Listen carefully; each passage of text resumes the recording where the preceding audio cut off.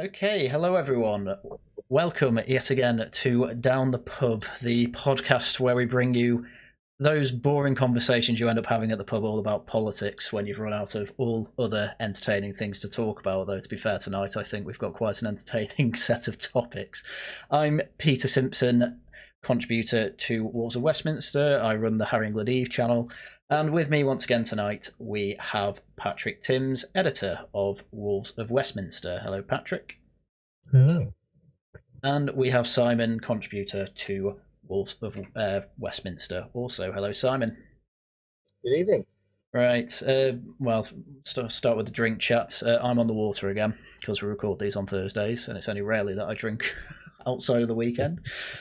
Simon, I believe you've already had a couple of pints, but what are you currently on? Well, he's had a parents' On evening. the Zrubu, on the Polish beer. Polish beer. Yes. Very nice. Patrick, are you on anything tonight? I'm on the vodka as it happens, but there we are. So when you've been unemployed for 6 months, it kind of doesn't really matter anymore. You've earned it. Oh, getting right into it.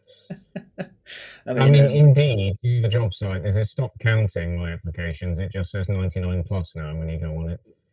Oh, so, yeah, there we go. So Maybe I'll get something soon. Because Wolves, it's like graduating. It's not a business, it's not incorporated, which is great because we have no legal personality, so you can't sue us. But it also means there's no money in Wolves, so that is stuff that we do on a volunteer basis, and there we go. We should get a Patreon going. Yeah, I'm trying to find one at the moment. I've been trying to do that for the past few months. There we go.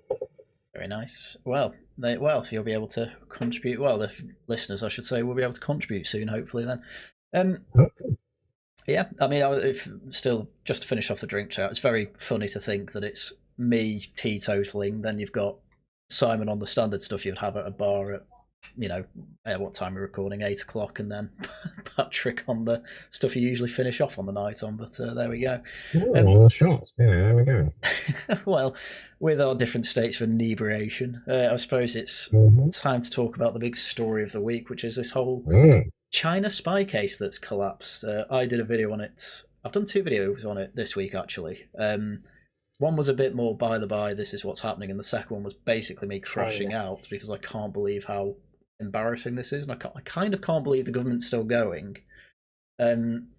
Just to, I guess, start it off, what's this all about? 2 people, one an academic, the other I believe was some sort of civil servant. They were both basically given sensitive information that wasn't classified. It wasn't particularly spicy information either, from what I understand, but it was passed on to a Chinese agent. And so they were being done under the Official Secrets Act. They were being done under the last Tory government. And then recently, the CPS has been asking for further evidence that China's a threat for some reason. I don't know why you can't be done under the Official Secrets Act without that, when you just pass it on to any foreign nation, but there we go. And effectively, it sounds like the Deputy National Security Advisor was put in charge of this and dragged his heels to the point where the case collapsed because they kind of got the message that you're not getting any evidence. And now, obviously, Lindsay Hoyle, the Speaker of the House, is incredibly angry about this because the House has come into disrepute. They can't even prosecute people who, frankly, should be for passing on information over to the Chinese. Lindsay Hoyle's very annoyed. And basically... Yeah, no, he was fuming. He was. And from what I understand from basically every Times interview I've watched today, and there's about 1,000 over on Times Radio Politics, every journalist basically has come to the conclusion someone's lying here and we don't know who it is yet. And everyone's suspicion is obviously on Starmer, because it's really weird to have a Deputy National Security Advisor who, in part of his evidence, was actually quoting the Labour manifesto, and everyone's basically trying to say he was working basically alone. None of it really adds up.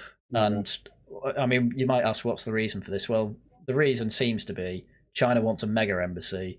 The government wants and the civil service wants a hell of a load of Chinese investment. Just don't embarrass them in any way. The thing is that if you get low-level people, they're not really going to care. They're going to care about this mega embassy, which, from what I understand, the main issue is, and it's been pushed back to December now. We were supposed to get a decision next Tuesday, but it's been pushed back to December. Big issue is that in the basement, there's a room that nobody really knows what it's for, and I believe some journalists have referred to it as a dungeon because they don't know what else it could be for, really. But it's next to the Tower of London, and there's a load of underground cables that are supposed to be for, you know, the financial services, possibly even secret services and things like that. And they're basically suspicious that China will probably try and drill down and basically hijack them to siphon off data and information, which Dominic Cummings has come out and said, oh yeah, they've done that before, and nobody could believe it. I think I saw someone on Twitter effectively say China basically treats us as a third world African nation now, and I can see why. So I don't know how closely you two have been following this though, but it's a crazy story. Quite closely. Oh gosh, yeah. Patrick, no, sorry, go ahead. I think it's a case of gullibility. That's how this is. It's quite gullible. Now, if you'd like, I can give a bit of an overview as to how security classifications actually work. Having worked for a firm that supplied into the MOD, having had to have security clearance, I've still got it. So there's various bits of things that I can't say, but what I can say is that as of the Strategic Defence Review of 2014, we changed our security classification system to resemble a lot more closely the American system. So, you know, don't ask, but we did. Now, prior to that, you had 5 levels of security. You had 1 protect, 2 restricted, 3 confidential, 4 secret, and 5 top secret. Now, what's changed since the SDR is it's not the latest SDR now, is it? So another one a couple of years ago. But what's changed since then is that protect, restricted, and confidential have morphed into official sensitive, or OS, as it's technically referred to, O/S usually. Now, this is not technically a security classification, except that actually it is. I mean, it's not, but it's treated in exactly the same way. I've designed and deployed IT systems that were certified to run at OS level, which means that although it might not technically be a security classification, because anything that comes out of any government department is classified as official, but not official sensitive, necessarily. But you do get systems that are rated to run that kind of content. So basically, although it's not officially a security classification, it actually is. Right, so that's OS.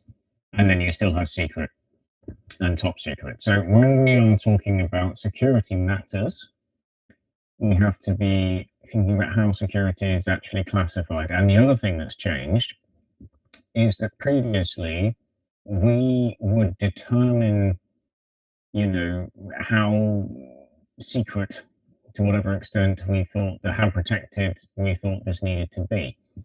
Since the SDR in 2014, we don't do that. What we do is we determine it on the basis of how much other people seem to be interested in it. Okay? Yeah? Which actually does make a lot more sense. It does. Okay. Because you're assessing the threat based on how much other people seem to want to know this thing. Right? So, but it does mean that the whole way that all of that has changed in the past decade or so. So when we then look at this from a security point of view, and we are thinking, you know, what kind of assets, you know, are actually in demand, shall we say, by others, that is the metric that we use. Now, I'll relate another story. I'm going to have to redact some of this information. I'm sorry, you know, this is how it works. But did you know, for example, that a device, an asset, a device like a printer, for example, if it has ever printed anything secret, it is classified as a secret asset. No, I didn't know that. Okay. Oh, wow, okay.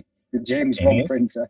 Yeah, well, that's the thing, because it's to do with like digital buffers and, you know, Gaussian stuff and the ability to retrieve stuff from buffers, that kind of thing. If it is ever printed anything that is classified secret, it is classified secret as itself, as an asset, and it will be protected as a secret asset at a ListX facility until it is eventually destroyed.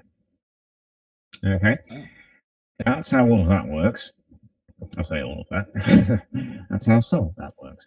But there we are. You see, so that's, you know, it's the way in which we classify information, and that, of course, feeds directly into this story, because what we're seeing is that, oh, well, there was information that wasn't actually, strictly speaking, classified, but actually, I mean, I don't think we know the security classifications of any of these assets. That's very true. That's very true. It did. From everything I read, they were constantly referred to as sensitive. So I don't know if that meant officially sensitive or if that was just how journalists were referring to it. Well, they're not all that well schooled in this, but it may well be the case that this was OS stuff, or it may well be the case that the MOD is briefed that they were sensitive without giving away the actual security classification, which you would expect. I mean, indeed, for example, so I hold CTC clearance at the moment, that's counter-terrorist check. I've held SC clearance before, that's security clearance, that gives you access up to secret, gives you all access to top secret, and only with a need to know. That's DV, which is developed vetting. There's another version of that, which is even higher, that's EDV. That's enhanced developed vetting, and I'm not entirely sure whether we're enhancing the development or developing the enhancement, whatever it is that we're doing. Now, that's what gets you top secret. Now, you are not allowed to disclose on your CV anything higher than SC. If you hold DV or EDV clearance, you cannot disclose that, because what are enemies? And let's be clear, Britain has enemies. When you have sat there watching the firewalls, watching the attacks on the infrastructure, you know that Britain has enemies. Now, what we want to know is who the people are who's got the security clearance, because then they can try and bribe them. This is one of the reasons why, seriously, this is one of the main things about holding anything like SC clearance or above. They want to know whether you're in mountains of debt. Because if you are, and there are people, it turns out this is the best way of bribing a British official or secret service agent or anything like that, is that, oh, well, come on, I'll pay off your debts, just tell us what you know. You know, the easiest way, apparently. So that is one of the main criteria. And like I said, so DV is a very profound intrusion into your personal life, not just your professional life. I mean, they're literally, and we don't swear on this channel, I do, but the way it was put to me was, one of the things they will ask you is, how do you F your wife? Oh, God. Right. And then they will go and ask her to make sure that you're not lying. EDV, I have no details on that, but it's even worse. What I can tell you, though, is you go down to OD caution, you will find that everyone, literally everyone, and I include the people who are serving up the burgers and serving up the coffee and the cleaners, everyone is EDV cleared. Because they need to, the people, they need to be able to speak freely. Okay, without worrying about who's overhearing. So the job I only did for about 6 months, but it certainly was a massive eye-opener in terms of what the security culture actually is, you know, and the fact that Britain does have enemies. So when we have stories like this, and I've gone on for a long time now, but when we have stories like this, it always speaks to me that this notion that actually, yes, if we have security concerns about certain individuals, then those need to be dealt with. And it looks as though, in order to curry favour with a foreign government, these concerns are not being dealt with, and that is extremely disturbing to me. Yeah, well, I completely agree. I mean, I know you said before, I tend not to swear on my channel, but I was quoting quite a lot of F words because it was especially on The Spectator by Tim Shipman. He had about 4 different stories of the Chinese penetrating, and it's like the yeah. the Americans are like, what the F is going on? There was a We're about to get downgraded in terms of American intelligence sharing because they don't trust us not to get hacked or get bribed. Well, why wouldn't they? We've just let 2 people off for espionage with the Chinese, who are not only our enemies, but are also the US's enemies. But we're completely reliant on their investment, despite the fact Not only that, we've been promised. Oh, sorry. Yeah. I was just going to say the Tories kind of realised near the end probably shouldn't let them own all our infrastructure. It was a bit, 14 years too late. I mean, we've got promised, I think, about £1 billion worth of investment, allegedly, in exchange for shooting down this whole prosecution. That I think this was a mainstream newspaper, so it's not like some massive conspiracy theory. But the fact that we've got people that can, I'm going to assume this was bribery because effectively, if this guy's an academic, this guy's a staffer, they need money, that can, through bribery and corruption, just access people who work for ministers of state. It just boggles the mind that it's still out. I believe the sensitive information had something to do with an official meeting in Taiwan. So yes, and there was also stuff about the Tory leadership race, I believe, that was being passed, which I think was. I mean, I saw it. It was quite irrelevant information, but I think it was just. I think it was just openly wrong information as well. Yeah, no, it was. And then we found out. I think it was something like Jeremy Hunt being made shadow something, and then he just was the opposite of that. It just didn't happen, and something like Tom Tugendhat's going to be leader or something. He wasn't even close. To say, having read through some of the things these two guys were saying, not the sharpest tools in the shed. In the British civil service and academia, say it ain't so. I don't think the civil service. I think he was a researcher for a Labour minister, I want to say. Right. So he was a Labour Party staffer. Well, well, go on.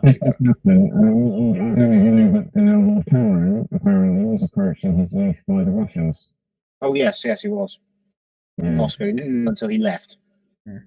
Well, this was the other thing I was going to bring up. The National Security Advisor, I think it's called Jonathan Powell, but I don't think he calls it. I think you say it's spelled Powell, but he says it Powell or something like that. He was in what was it? Something 47 or something like that. It was a group that basically tried to groom Labour staffers, MPs, and things like that to be more pro-China. All right. I mean, it's this was also replace China with Russia. Peter, replace China with Russia. All these people will be in prison. Yeah, well, I said this in my video today. We're basically already in another Cold War, and I reckon in the history books they'll say we kind of sleptwalked into one and no one did anything about it. In fact, we Yugoslavia this time. Yeah, we chose the Reds by accident, despite the fact that we keep saying we have a special relationship with America, and despite the fact that Starmer would rather spend his time with Trump in Egypt than he would here, because he has to deal with the actions of his own consequences. Because bizarrely, Starmer Trump likes him. Well, he likes him because he gave him a letter from the king. Like, it's not difficult to make him like you, but Starmer knew 2 days before it collapsed that it was going to collapse, and obviously at the same time he's trying to hold the position that, I'm a prime minister, I can't do anything about it. When it comes to national security, I don't think there's any excuse. It doesn't matter what processes we have in place. That just doesn't fly, frankly. You gotta just go some balls at the end of the day. No, exactly. Especially in matters of massive national security, you can't be seen as a prime minister to, not only in the eyes of everybody else, but also in the eyes of your American allies, to be seen to just be responding to events and not directing anything, and just being around. Like, he's still acting as if he's the head of prosecutions. Well, that's what happened with PMQs today. Really, Starmer was in his element because the whole conversation was about lawfare, which obviously he knows everything about, given he was head of prosecutions in the CPS. And this was a thing a lot of people know. Well, I only noticed a lot of people were saying it on Times Radio, but Starmer just didn't seem bothered. It's like he's not got a massive national security issue under him. It's like he knows how to almost navigate this, like he's been in this situation before at the very least, or like he's done nothing wrong. Which is even more worrying, really, because the thing I've noticed about this also is, and I do hate to bring this up, but the hypocrisy here is insane, because you know for a fact that if you go back like 5 years, and it was Boris and it was Russia and it was like Lord Lebedev, which is a thing, by the way, you know, people would be absolutely coming for his head, especially Starmer. If it was Russia, people would be coming after whoever the leader was. But you know, people just don't seem to care about China. It's like a silent killer. I think people are too used to China being a bit of a backwater, but we're beyond that. Yeah, no, these people are dangerous now. Yeah. Yeah.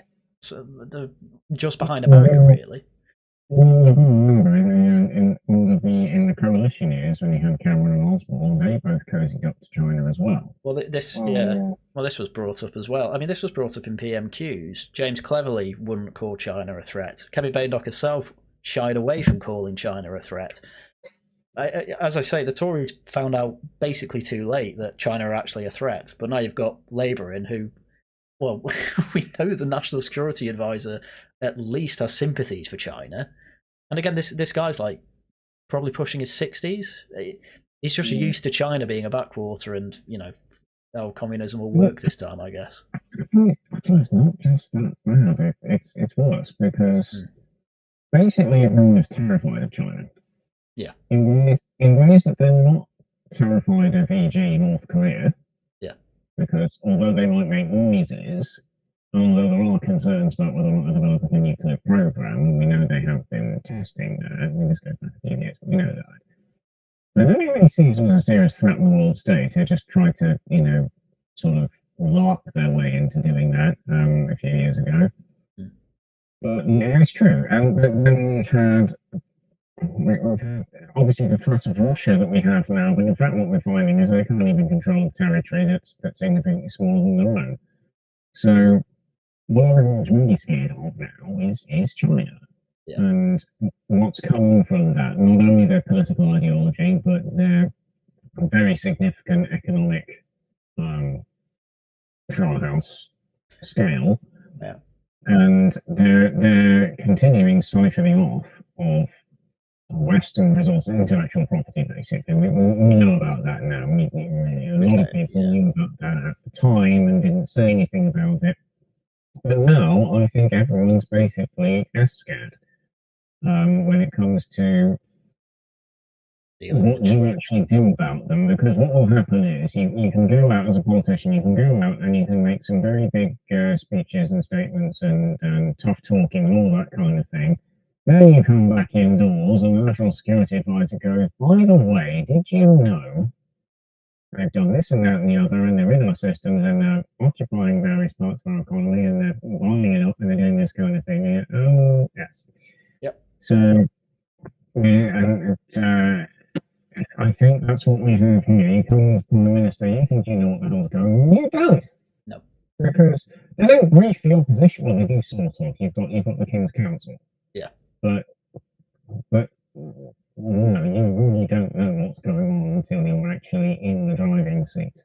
That is the truth. And where I will be briefly fair to Sir Keir Starmer is he's only been in the job for a year, and really you do not find out until you're actually in there, and then you go, oh, holy hell.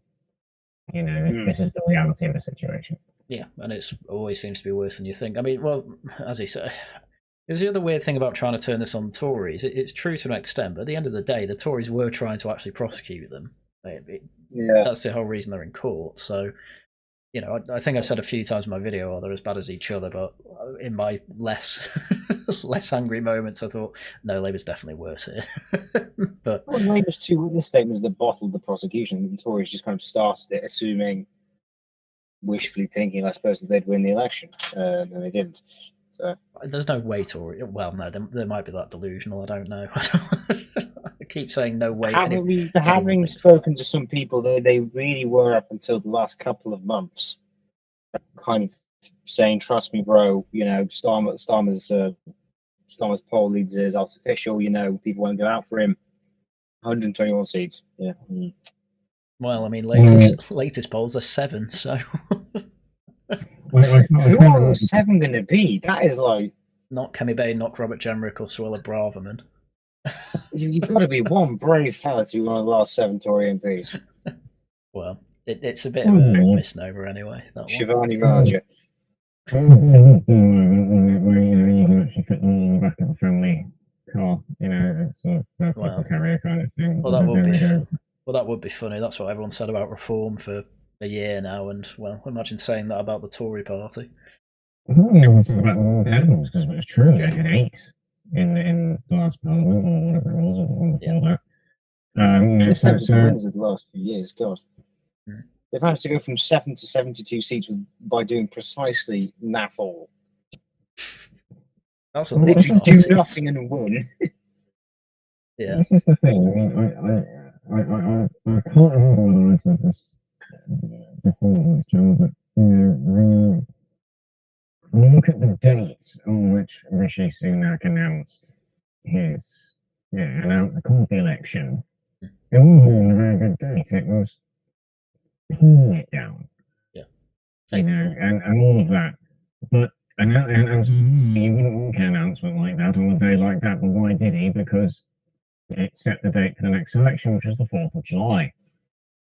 Now, given his US connections, you would think, given that this is a man who's perfectly happy being a big tech entrepreneur in California, just as much as he is being Prime Minister of the United Kingdom, well, what's the 4th of July? It's Independence Day, and I think for him, he already knew the game was up.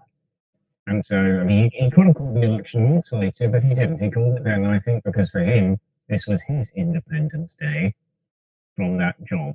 I mean, I think I said in the first podcast what my theory is for why he chose that day. It's because it was the day after the super injunction. They found out the super injunction for the Afghan scandal was sunsetting, and so I think they wanted the election before it sunset, but obviously they won the appeal after that. So I mean, imagine the Afghan scandal comes out 4 months before an election when I think it was supposed to happen. Yeah, that's 0 seats territory, to be honest. Yeah, I mean, even I was against 0 seats at the time, but I'd be on board with it at that point. Like 100,000 Afghans came over secretly, and Robert Jenrick's there being all, "Oh, I'm Mr. Based Man on immigration. I want to sort out the borders," and then it turns out he's helped keep that secret. Well, internally, he might have been against it. It doesn't really matter. People are fed up of you already. They're just going to see you as part of the team. That's sort of the trend with a lot of the Tory stuff coming out. I was like, I was internally against this. I was internally against that. It's like, but that's the problem, isn't it? Because the opposition was internal. As you can't just use that as an argument. No, well, there's no way to prove it either. They're supposed to be, but that's a very important point that Simon has raised. Actually, is that there's certain stuff that you can't get away with in external comms because you'll just get ousted, you'll lose your job, and then any influence you could have had from the inside is now gone anyway. So I understand. What people mean when they're saying, "Oh, I oppose this internally," assuming it's true, which it might not be, but assuming it is, what they're coming out now and saying is there was no way I was going to keep my job, and therefore no way I could continue to influence these events if I spoke out against it publicly. Yeah. So what you then end up with is this kind of, yes, I resisted internally, and I can think of jobs I've been in when I have, and not all political jobs, but jobs when I have come out very strongly internally against something. Was it going to be politic to talk about that publicly? No, it wasn't. So I can see it from both sides. Some people would just say, "Oh, this is craven cowardice." Oh, well, they didn't come out against it. Well, no, they didn't, because they knew that no one else was going to come out against it internally, so they weren't able to do it internally anymore because they lost their jobs. It wasn't going to make any difference, anymore. They were not going to be able to make any difference anymore. So you have to make a quite reasoned judgment here in terms of the way you do your criticism, whether you keep it internal or whether you go external, because the moment you go external, the moment you rebel, the moment you appear to be a rebellious element, a lot of influence that you would have had internally is now lost. Yeah. Well, yeah, I mean, Rupert Lowe, to bring it to reform. That's a very special case. That was just vindictive, to be honest. Well, still. Well, the funny thing is that I know a lot of people that were big fans of Low, colloquially known as Lomosexuals. And well, a lot of them have now gone off him. I mean, he was in an interview with Jeremy Vine. Is No, not this because Jeremy he Vine. backed ILR? Is this why they've gone off it? No. No one's touched that. Nobody even knows he's done that, as far as I'm aware. No, he was. No, they've backed off him because he's clearly just like what are his projects? Restore Britain. What they like, petitions and maybe 100-page policy paper. £7 billion to Sargon, please. Well, you know, and that's to basically to pad people's CVs more than anything. That's pretty obvious. But God, yeah, that was. So that, I mean, from my sources tell me that basically Rupert's team is running the whole show, and they kind of started everything without knowing where they're going. This includes the rape gang inquiry as well. This is all Minecraft, by the way. This is all alleged. Well, I mean, they did start the rape gang inquiry, and I meant the stuff before, yeah. I mean, it's, as I say, it's my sources tell me, but even then, it looks like that anyway. It looks like they don't really know where all this is going. Who starts a think tank to basically make a petition machine? Because that came out as well, despite the fact there was already a petition for mass deportations, and it already had 250,000 signatures. And the government had already replied to it. Why make another? They don't know what they're doing. The moment at which I knew this whole Restore Britain thing was a Mickey tape. So they came out with their mass deportations referendum, and they had like a North Korean margin. I just looked at that. I was like, oh my god, 99% in favor. I was like, okay, right. You knew what result you were going to get, or you've just fudged the numbers, surely. Well, I mean, that's the other thing with the internal polls. They're pointless, so that they started doing it externally, because also people from abroad can join Restore Britain. And then when they do it externally, with actual people, it's like, 60-odd% are in favour of it nationally. And it's like, that's still popular, but that's not 90% like I keep being told is the popular position. Because to most people... Yeah, go on. I'm going to give a couple of points. One, so you can actually join Reform as a member. You can join as a young member. So you have 25 quid a year, or you have 10 quid a year. Right. They don't check. They don't even ask your birthday. They don't even ask for something like ID, like a driving license or something like that. So I mean, I'm 38. I could quite easily join Young Reform as a young as a young member tomorrow. Well, one of them bought 5 memberships apparently. Yeah, so there we are. And one thing I will say, and I will keep names anonymised, but I was sitting in Portcullis House. Talking with a couple of journalists from, well, again, I won't keep the name of the paper, otherwise, but they were talking about what stories they're going to try and generate today, and it was they said, we'll just put a poll out to the readers, saying something wrong, and the reason I say this, Peter, is because it speaks directly to your point, is that you know what the answer is going to be. Yeah. You know what the answer is going to be. It's going to be 97% versus 3% or something like that. And then you generate a story based off that. It's like, hang on, this is your poll. Yeah.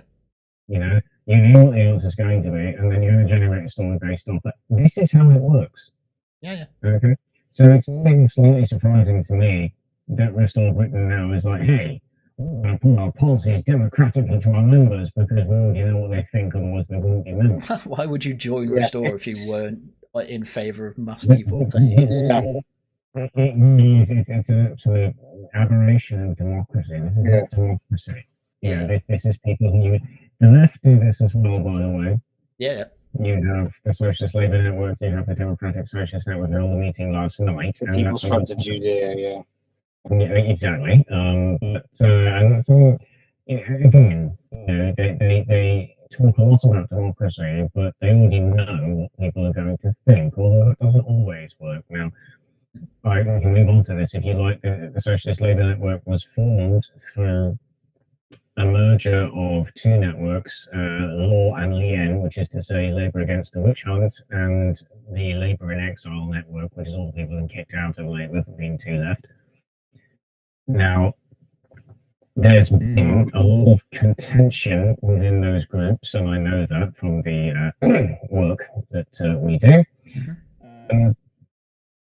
as to whether or not they should form a party.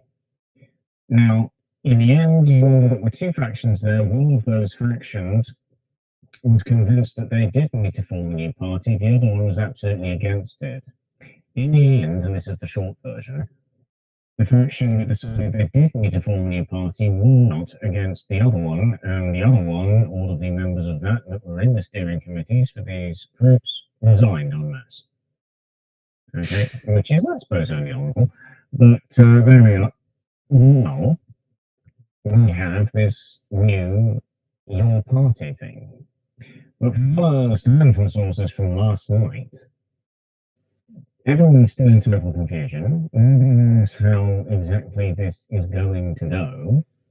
They're trying to make their own representation. Basically, what's happened here is through the platform of Zara and Jeremy, or rather Zara and or Jeremy, what happened?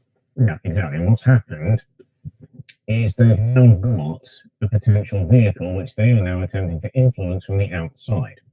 So they are attempting to organise fringe events at this new conference thing that may not be going on. Okay, it's all very, very funny. It really is. Have you seen? By the way, they tried to book their conference in Brighton, and they said to the people, "Can we do this in the next 3 weeks for 3,000 people on a budget of £2,000?" And the conference replied, "Yeah, exactly." The conference replied like, "No, you can't do that. What?" It's just so detached from reality. I'm actually impressed. The funny thing is, as well, is that while all this is going on, the Greens have been surging in membership a bit. I mean, Polanski's actually done quite well. Yeah, there's incredibly, which I find amazing, because his whole strategy is just, I'm going to take all the worst arguments the left had for the last decade or so, and just make that my personality. And it just works. Announced Gary Stevenson for the City of London constituency. Oh my god! He will stand for the Greens. I have. Oh, yeah, he's no doubt he will. He openly said he joined the Greens. There's a few YouTube influencers. Jimmy the Giant, I think, has joined them, and he has 100,000 or so subscribers, probably more than that, actually.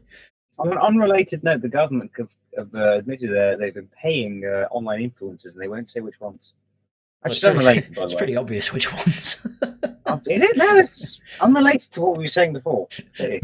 No, I think there are smaller channels that are really, really, really defending Labour, and I don't see a rational reason for them to do that, from what I can tell. But yeah, I mean, that might just be me from the outside. It's not so Rowan Jones, because that always used to be his job. Yeah. Well, yeah, true. Now the Politics Joe actually grew up independent, alone in their body. Well, that was a weird. Actually, I want to talk about that. Politics Joe, they've lost two of their big names, Ed Campbell and Ollie Dugmore. Don't know what Ed Campbell's done. Ollie Dugmore's gone to the New Statesman, and he's somehow become more communist. How? I don't know how he's done that. I know how it's happened. It's because it's a bit like the lads on the right who end up on GB News all the time. He doesn't look ugly, but also Ollie's got another level to him in that he's actually normal. Which it's very hard to do in those circles. I know it is. So I think the New Statesman have tried to pick up on that, because he's got a bit of a, you can go, he watches football and goes to the pub vibe, which can get normal people on board and influence them leftward, possibly. I mean, people I know who are into football tend to lean that way. Not all of them, of course, but it's I mean, you'd kind of expect that from the whole bending the knee thing and all that. Sometimes people just leaning that used to be the personage of the Express.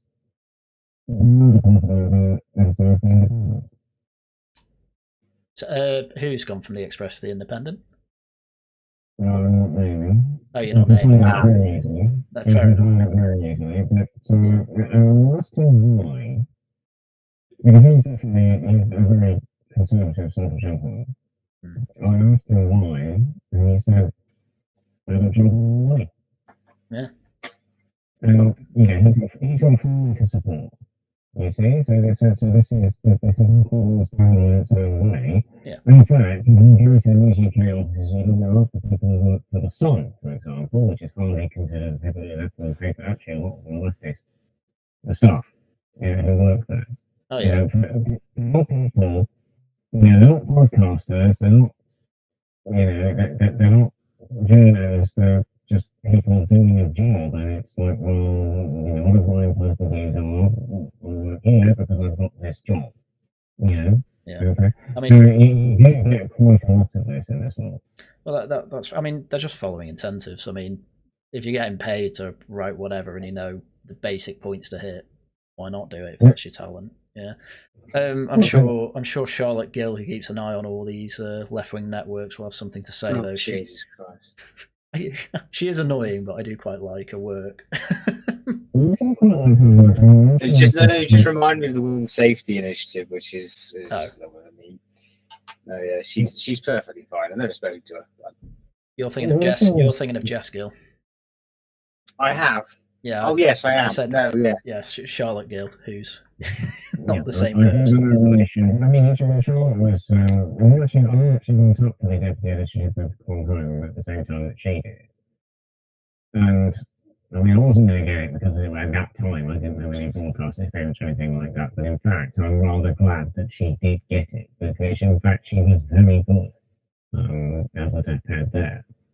I think she's now, because she's no longer deputy there, she has become more forthright in her expression of opinion, shall we say, on X and elsewhere. But she is a good journalist. She used to write very good articles, both news and opinion. I have a lot of respect for her. I haven't met her either, but I'd like to. Fair enough. Yeah. Yeah. No, I mean, her she seems to have broken the fact that Politics Joe and the London Economic are basically run by the same people, which is pretty obvious from their output anyway. But it's always good to, and she's always looking on Instagram for like, where's James O'Brien? He's now with Gary Stevenson, who are at Carol Vorderman's book launch. Like, which on the other hand, I always think, well, of course they're going to be friends. It's the whole theory of the Lotus Eaters. It's the same sort of thing for different people. Yeah, exactly. There's whole social networks out there, and it's like they'll all converge on politics because they'll all vote the same way in the end because that's what their jobs are. Yeah, but coming back to one of the main points, I'm really interested to see what happens to the Greens. They're on 15% in the polls now, which has been not as mentioned as I thought it would be.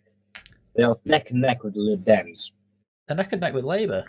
Poll today, they were joint third with Labour. Tories second. Tories were second. We're back and up. That meme of Rishi Sunak, I don't know what it is. When we fist bumping, it's like up £1, and he looks really ecstatic. Total profit £2. Yeah. Yeah. That. CEO, the Conservative Democratic Organisation, which is founded by David Campbell, the next MEP, that basically has that as objective to bring Boris back. Oh goodness me! That's just incredible to me. Well, I don't. And it's one of those where I'm not sure whether I want to actually talk to Boris because it doesn't seem to. It doesn't seem to want to come back, and it's in fact, excuse me, just crossing over the spectrum again, the other side. When the far left that I observe, thinking about forming a new party, I literally heard people saying, "Oh yes, we should form this new party." Force Jeremy Corbyn to lead it. And it's like, force? Yeah. Mechanisms. How are you going to do that? And I think there are some people, again, switching back to the right wing side of things, who seem to want to basically force Boris to return to being MP, running for leader, and become Prime Minister once more. There appears to be a bit of detachment from reality on both sides. I think they need to be studied by science. I have to say, there's no figure, I think, that is more hated by both the left and the right It's not. By politically engaged people, he is hated. By the normie, he's actually still quite popular, which is quite Good interesting. I know. Well, this is why Boris Wave was so interesting, which is probably the best thing the online right have ever done was coin that term and spread it. Because now the largest wave of immigration ever is now attached to him. I've had someone at work use the term to me before. You know, it's like. Like that's genuinely like I have. It's no secret. I have disdain for the online right in a lot of ways, but when they do good, I will call it. And the Boris Wave thing that got popularised, picked up by Reform, obviously, and everyone was talking about it. Even Jeremy Vine, it was on Jeremy Vine today. So well done there. But I mean, getting Boris Johnson back, there's also I don't know if any of you saw Harrison Pitt interviewing Michael Gove. And he ended up asking him, why don't you get Rupert Lowe to lead the Tory party? To which I just think, why would they get a man who's been working against the Tory party and all these other parties? Like, letting him join's already hard enough, but I reckon they'll end up doing that anyway because a load of them are trying to join in with Restore. But then to lead it, I mean, you've got to be pretty desperate for that. And also on top of that, again, Rupert Lowe is just not well known outside of the right wing. The left wing don't even really know him. So it's a politically engaged right wing, I should say. Normies don't know who he is. On top of that, what I will say is I know that if Jenner was to become Tory leader, it's very, very, very, very likely that he'd invite Rupert Lowe in. Yeah. I think 5 hours ago, actually, I got a notification saying he signed the raid gang petition. Yeah, he did. Yeah. Which is quite significant. But I do agree, like, the Rupert Lowe impressed a lot of people on the right. But then he kind of got kicked out of Reform for reasons that we can discuss at some other point. And then he didn't join Advance because sources say he thought Ben Habib was a massive egomaniac shop horror. Oh. So there's no real there's no real future. Some might say. Yeah. Well, there's a common theme here because Rupert. I've heard Rupert Lowe be called something similar. All these people are followed and promoted by Elon Musk.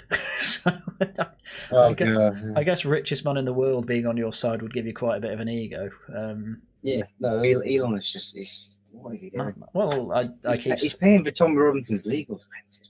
Yeah, I know. Throw the whole liquor at this point, I will say that Elon Musk is, he's a shrewd businessman, but he's also a big kid. Oh yeah. I mean, you have the okay. I won't swear, but you have someone who creates a project, and it's a very good project for apparently, or it was many years ago. This goes back to the VFRs. Oh no! Does that stand for something, or it does? And the idea was that it was a rocket, and you can film this. Is it big, and is there a word in the middle that I can't say? Yeah. Okay. Right. And you can film this, and in 2 hours you can show it.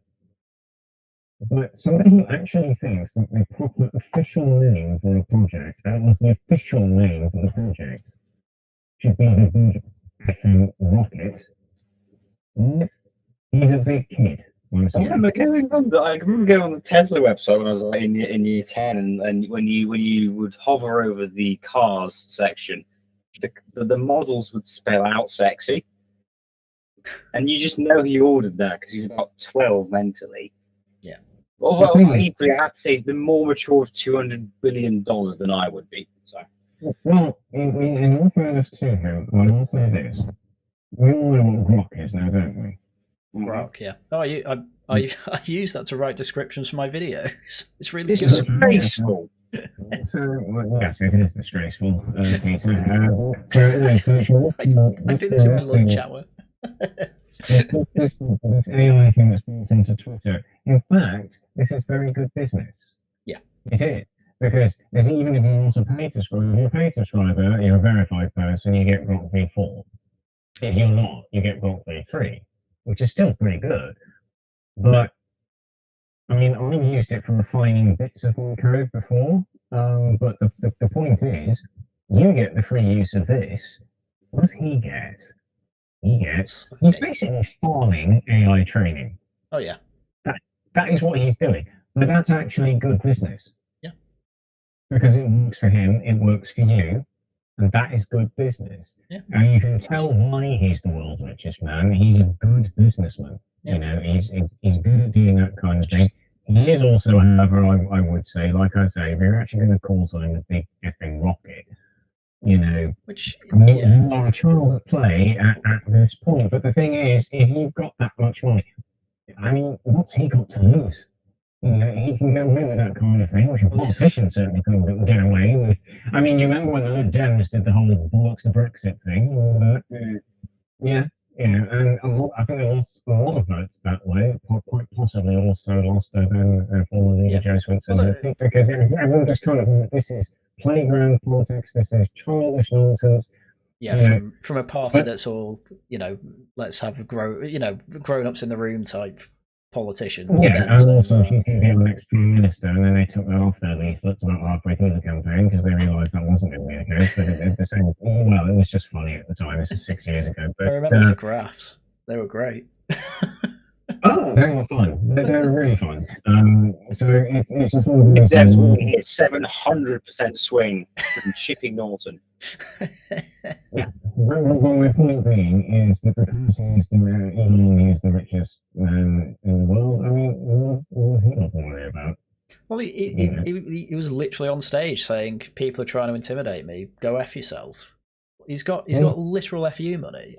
I understand it, and I understand if that's a man I admire, richest man in the world. He's following me on Twitter and occasionally saying this, the man that's going to be better than Nigel Farage or whatever. Of course, you're going to turn into an egomaniac. It makes sense, but you look like a complete moron from the outside. I mean, it's just, you wonder how they've got to where they have, but then you think, well, if I knew how they got to where they have, then maybe I'd be there. You know, there we are. Yeah. I mean, he follows Charlie Downs.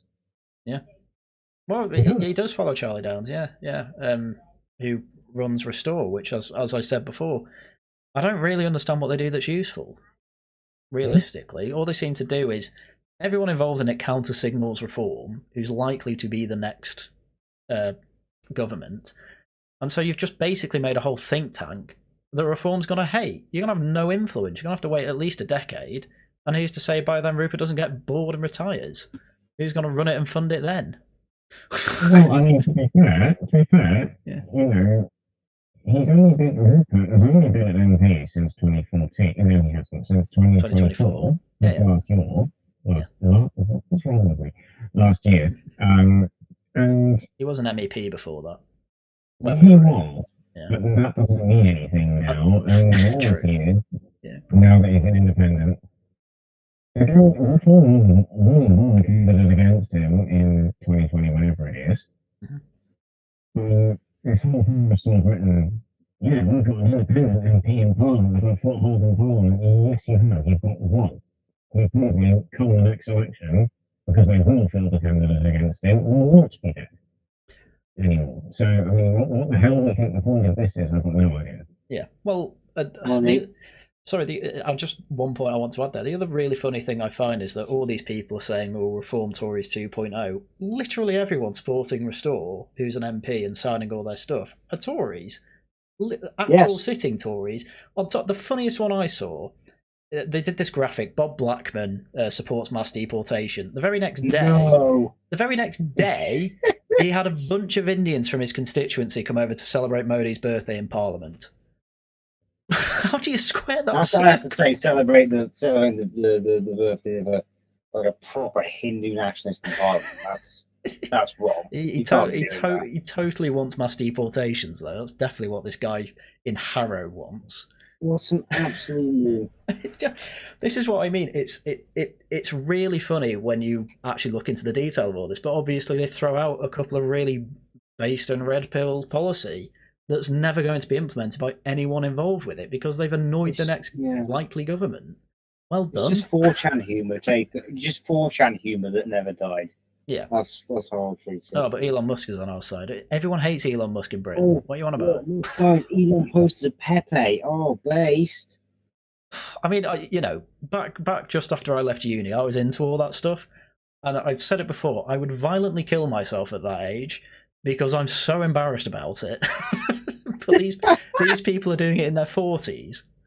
Come on, you gotta be better than that. Yeah, it's like I would compare what some of these people do to like being Mr. Tumble. Sort of, yeah. Like, really, are you gonna do that at your big age, mate? Don't take the mickey. So yeah, I mean, I didn't. To be honest with you, I didn't even read I didn't read any of the mass deportation policy apart from the acknowledgements. I was like, oh, this all makes sense. Here's what these people are going to put in their next CV. It's there are a couple of good names in it. Can we leap in there on CVs? What's that? Can we leap in there on CVs? Go on. I mean, you get this on around as well. Yeah. And you get this in groups that sort of establish themselves. They're not actually incorporated as such, or they might be if they can be asked, but they're usually, people in their early 20s. And you get functions, roles that are, I'm the head of marketing, I'm the head of comms, I'm the head of events, I'm the head of digital, I'm the head of... No, you're not. Mm-hmm. You're the guy who does that. Yes. That is what you are.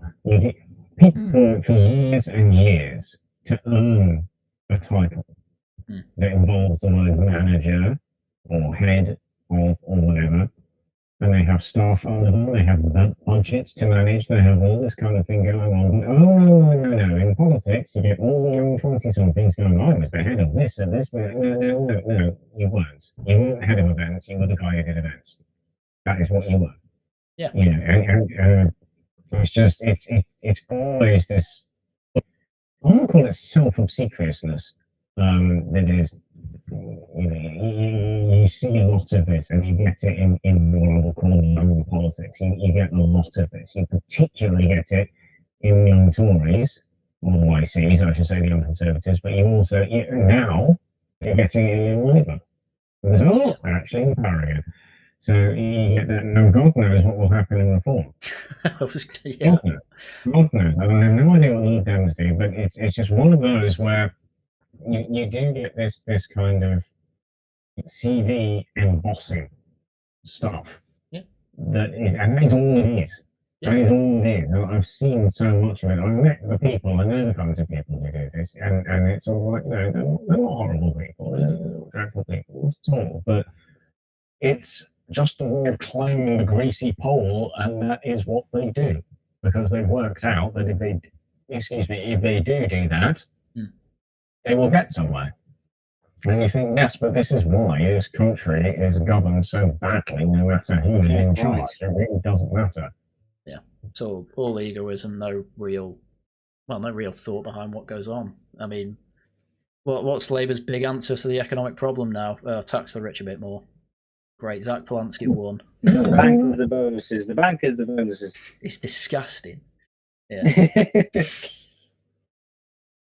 I mean, to be fair, in some ways it is. I mean, the way that some of these people get paid, when they're, I think credibly, it can be argued not doing a massively good job.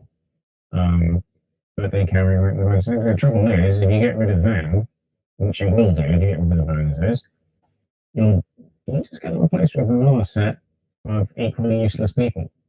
And the trouble is, the people right at the top know this. So that's why, when we see, there's a clear sense of injustice within the people, and why are these people being rewarded for failure? Well, because if they're not, then other people will be. Yeah, I mean, I know Dominic Cummings talks about it a lot. There's just accruing talent in politics seems to just be an impossible job. And I suppose this is part of the reason why it's incentivizing the worst types of egoism. As you said before, it's the human condition on steroids. And narcissism. Well, it's either egoism or narcissism. There is a difference. And there's a lot of narcissistic people in politics, as it turns out. And why wouldn't there be? It's how you win. Yeah. So yeah, this wasn't a boring chat. We need some uplifting news somewhere. Reform might win Caerphilly. There we go. That's my good news. Though that's obviously next week. Even that though, that's an interesting poll. I think it was 42% for Reform, 39 for Plaid I think Cymru. there'll be some tactical voting. Well, that's what I'm worried about. Labour voters just go vote, Plaid. I saw someone say, "Why aren't the Greens stepping down and sending all their voters to Plaid?" And obviously, people are replying because the Greens won't win. And to some people, it's either they want the Greens to win, or it's much more important Reform loses. And this is the funny thing. I'm conscious of time, but I think one of the most interesting things about this whole episode is there is a openly British patriotic / nationalist party that is fundamentally unionist that has a real chance of winning a Welsh by-election and of doing very well in Scotland as well. Yeah, I think that's very, very new. It's well, I mean, living in Wales at the moment, last branch meeting, there were people there saying, "Listen, I know a load of farmers, and basically all of them are asking, can they get Reform advertising on their trailers?" Just like a sign on the back or something. The farmers really want Reform around here, as it turns out. Yeah, I don't blame them though. I don't blame them because they get absolutely shafted by the government. Well, Labour's run Wales pretty much the entire time they've existed. Been over 100 years. Yeah. I mean, people do want Reform quite literally. So it's going to be interesting, and I do hope we win. Obviously, being Reform myself.